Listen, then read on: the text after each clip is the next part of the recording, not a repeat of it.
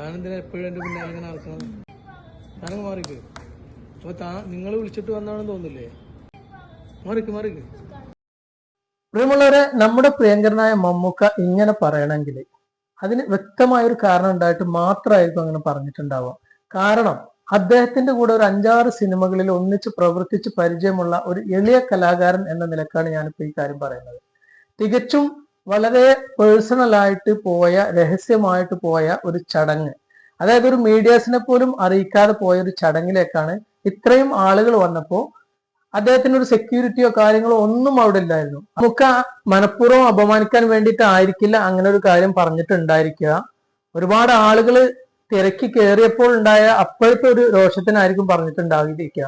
അതുപോലെ തന്നെ നമുക്കറിയാം, ഈ റഫീഖ് എന്ന വ്യക്തി മമ്മൂക്കാനെ പോലെ വലിയൊരു വ്യക്തി അവിടെ വരുന്ന സമയത്ത്, വലിയൊരു സെലിബ്രിറ്റി വരുന്ന സമയത്ത് അവിടെയുള്ള ഒരു സെക്യൂരിറ്റി കുറവ് കാരണവുമായിരിക്കാം മമ്മൂക്കാനെ അനുഗമിച്ചുകൊണ്ട് അദ്ദേഹത്തിന്റെ കൂടെ സദാസമയം നടന്നിട്ടുണ്ടായിരിക്കുക എന്നാണ് എനിക്ക് തോന്നുന്നത്. എല്ലാവരും ജാടയും അഹങ്കാരിയും ഒക്കെ എന്നൊക്കെ പറയുന്ന ഈ മമ്മൂക്ക എത്രത്തോളം എളിമയുള്ള ഒരാളാണെന്ന് അദ്ദേഹത്തിന്റെ കൂടെ വർക്ക് ചെയ്യുന്നവർക്ക് മാത്രമേ അറിയുള്ളൂ, അദ്ദേഹത്തോട് ഇടപഴകുന്ന ആളുകൾക്ക് മാത്രമേ അറിയുള്ളൂ എന്നുകൂടെ ഞാൻ ഓർമ്മിപ്പിക്കുന്നു.